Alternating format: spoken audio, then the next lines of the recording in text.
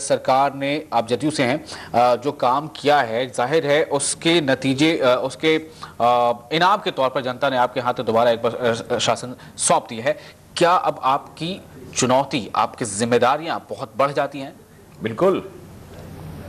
जो 2005 में जनता ने जो हमारे ऊपर जिम्मेदारी दी थी और जितना वोट उन्होंने दिया था, हमने काम किया। और इस बार जो है, जिस तरह हमको मैंडेट मिला है, सारे लोगों के ऊपर जिम्मेदारी है। सरकार भी जो है करेगी, और मुख्यमंत्री जी ने कहा भी है कि हम जितना किया है उससे और बढ़ करके मेहनत करेंगे, और मेहनत करके बिहार को विकास की राह पर लाने का काम करेंगे। साथ ही साथ जो है, आपने अभी कहा कि जात पात, अब जात पात खत्म हो चुका जी। अब जात पात कहीं नहीं रहा है।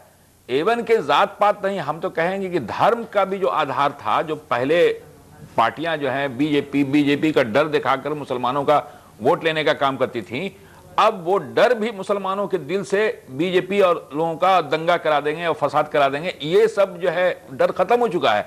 यही इसके पीछे वजह यह है कि 5 साल तक इन लोगों ने हुकूमत, दोनों पार्टियों ने हुकूमत किया, भारतीय जनता पार्टी ने हुकूमत किया, और साथ साथ जो भी माइनॉरिटी के हित में जो कदम उठाए गए जी, उसमें जदयू और भाजपा दोनों ने मिल करके उठाया।